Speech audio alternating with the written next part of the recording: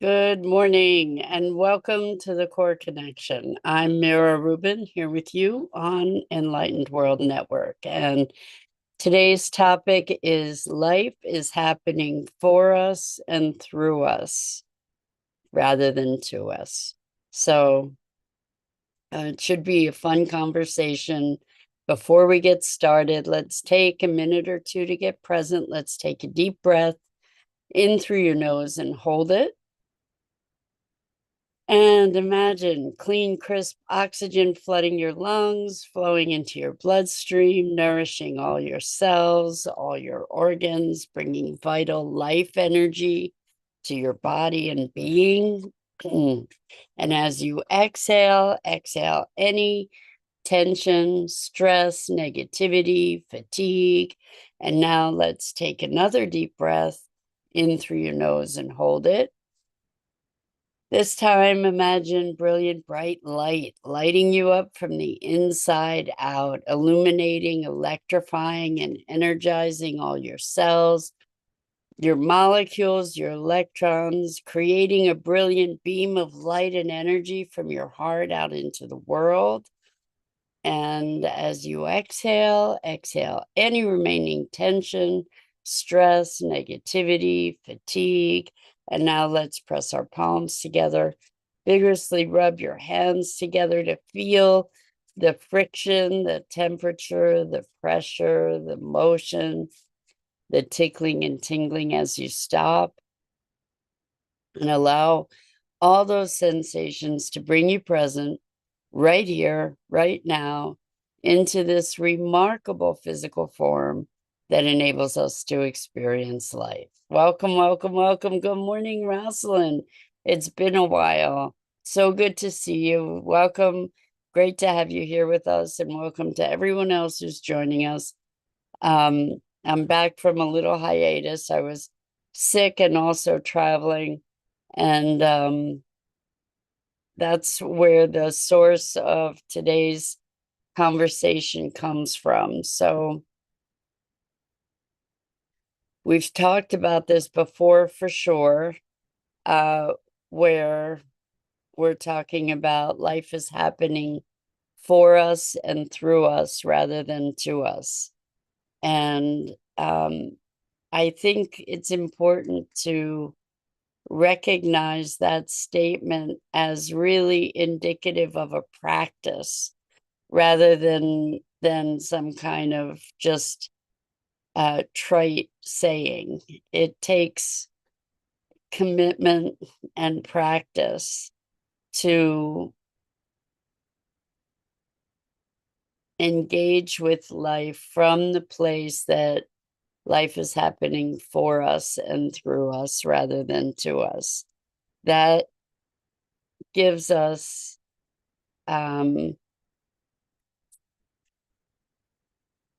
it gives us a perspective that requires our seeking the opportunity in every circumstance, and not just the opportunity, but the trusting that life is happening for us, which isn't always easy when things don't go the way we think they should be going, the way that we would prefer for them to go. So here's an example. So I was flying back from California, and my plane was late, and I had a connecting flight in Dallas and missed the connecting flight. Just got there as well. I guess the doors had closed a couple minutes earlier, and I missed my flight. And so, what better opportunity to practice life is happening for me and through me rather than to me? Now, I could have easily had all kinds of resistance about it and all kinds of story and upset. However, I chose, and I think that that's the operative word. That's really uh, the essence of this practice is choosing how to be relating to our circumstances. I chose to believe that life is happening for me and through me rather than to me, rather than being a victim. And so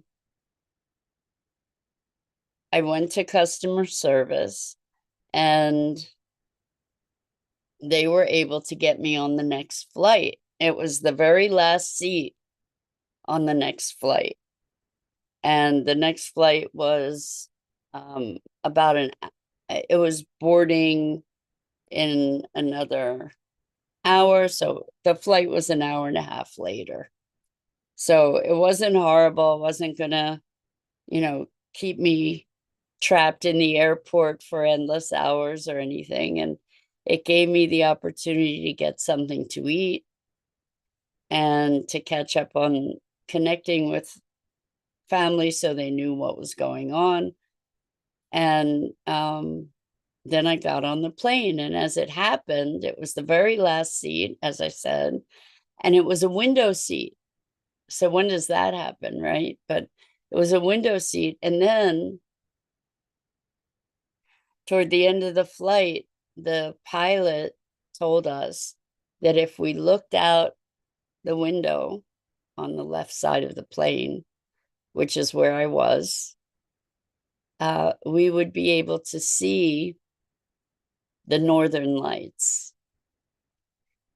Well, I have to tell you that at the very top of my bucket list was seeing the northern lights. And I thought I'd have to go to Iceland. I've even looked into trips to Iceland. And here they were outside the window of the plane where I got the last seat on a window seat. And I was able to take pictures. It was interesting because they weren't super visible to the naked eye. They were just sort of hazy, but with the phone camera, they brightened into this blaze of color, brilliant, brilliant red and green. And it was nothing short of magnificent and spectacular. And I got some wonderful photos. And I just felt like I was in the midst of a miracle. And Joe Dispenza, who is he was a chiropractor, but he's now doing mass meditation retreats for people. He says that as you connect more to the field, miraculous things will show up in ways that will get winks from the universe in ways that we would never imagine. And I can say that this experience was way beyond anything I could imagine. First of all, I didn't know that Northern Lights would be in Philadelphia area. But the fact that my flight was delayed made it so that I could have the opportunity to really see this magnificent phenomena. And so the point of this is that when we release our resistance to life's unfolding, we leave ourselves open and we, I believe, attract magic and wonder and miraculous, unpredictable occurrences. And I have to say, I felt so immersed in magic. I mean, this was something, I'm still in awe of how the circumstances unfolded in such a way that I was able to receive a gift that I wouldn't have even imagined. And I think that's available to all of us as we release our resistance to life. When we release the attachment to the way we believe things should be and allow things to unfold as they do, with life serving us. And I know how challenging it can be when we want things the way we want them. And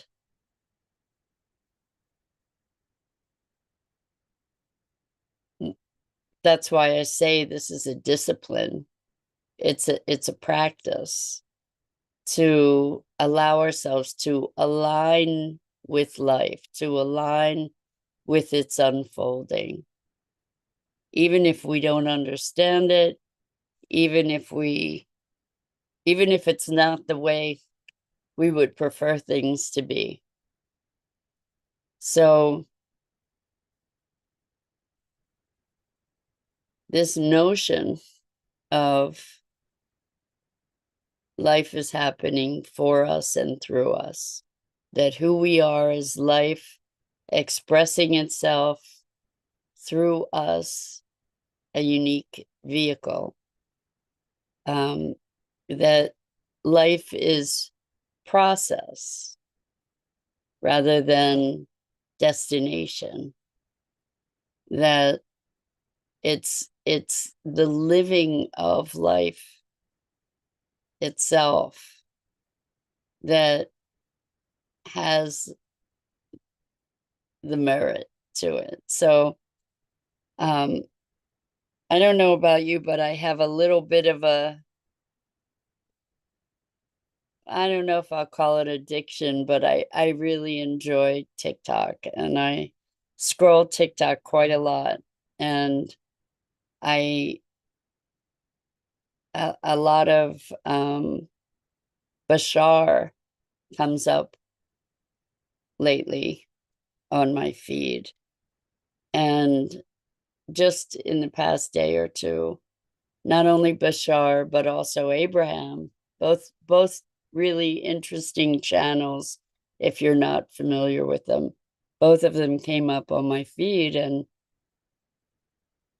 one of the things that Bashar said, which was really quite powerful, is that one of the greatest blessings that we have is that life is meaningless. And then we ascribe the meaning to it. We're meaning making machines. And based on the meaning that we make, we create our circumstances. And so he was specifically saying, if we make life mean, or the meaning that we make is, for example, that life is happening for us, essentially, then life unfolds in a way that we receive that gift. So we create this context of meaning, a lens of interpretation that allows us to perceive and receive the opportunities of a moment. That when we are in a place of receptivity and maybe even anticipation, welcoming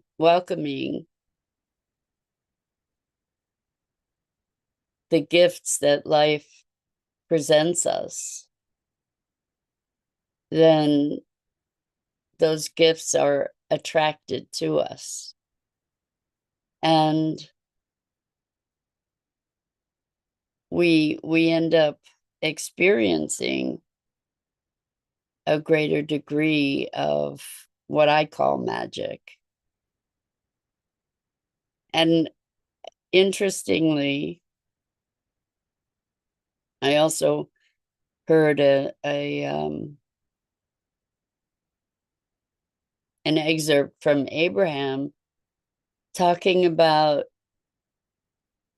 living life, that what is our purpose. And purpose is a big thing, big conversation for me. And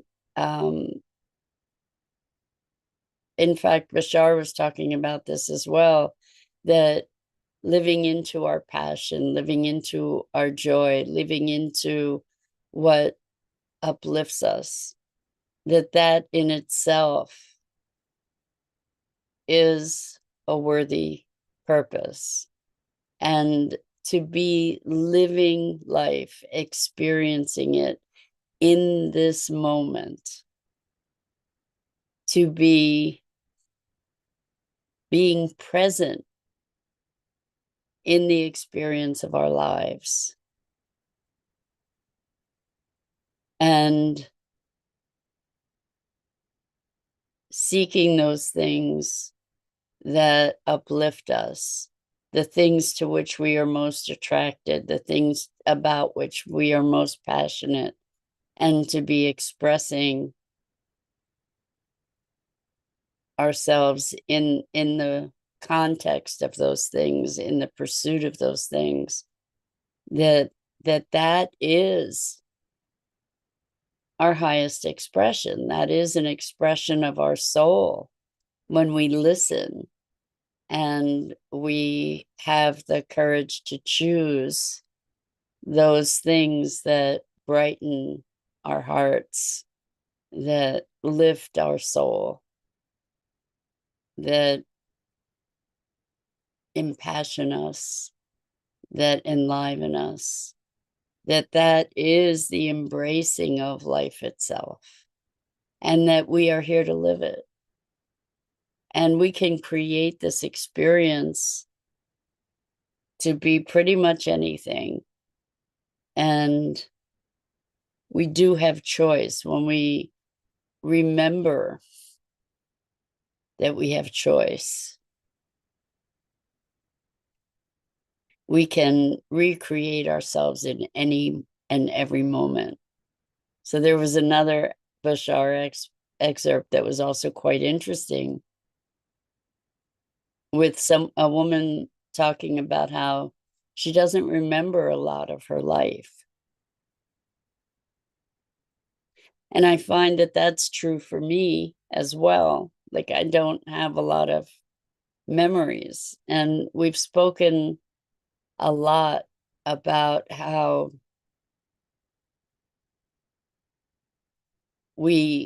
how the past exists in the present, that we're recreating the past and the future in every moment, that the past as a reality is actually an illusion. And it was interesting to hear Bashar say that, because I hadn't heard that from them before.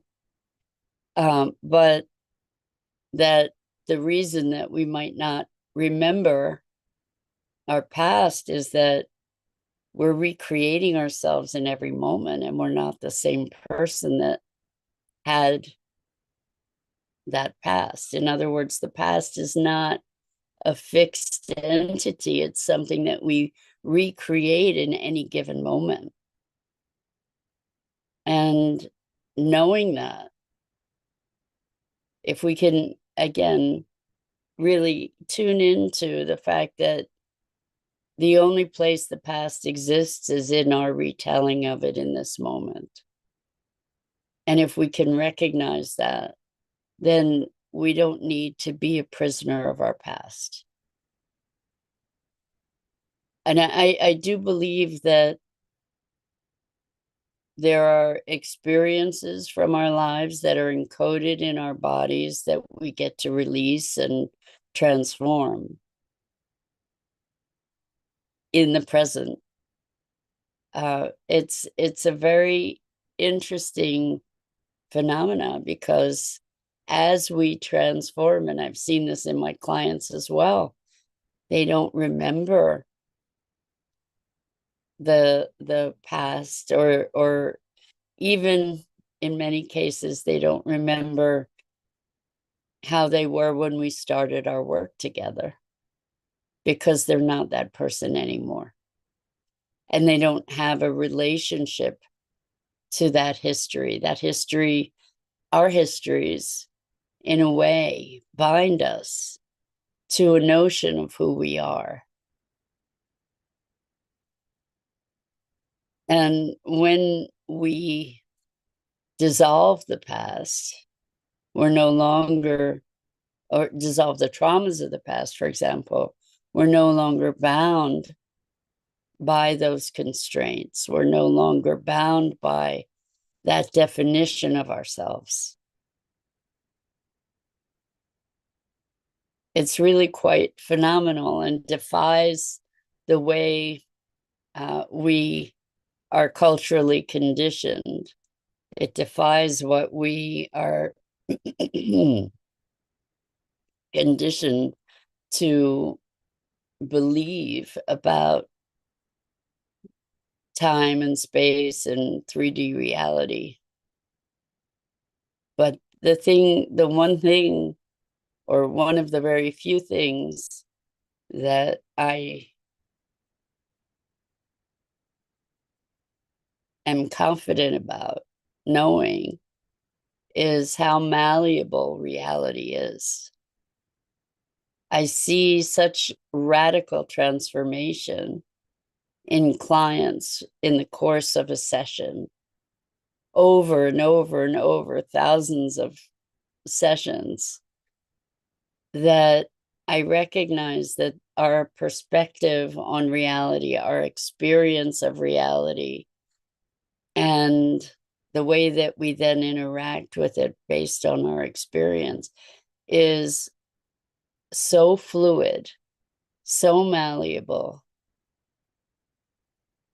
that when we recognize this, we can be empowered to transform it in unimaginably creative ways. And so when we start with this practice that life is happening for us and through us rather than to us, that we're not victims of life. When we can step into our power,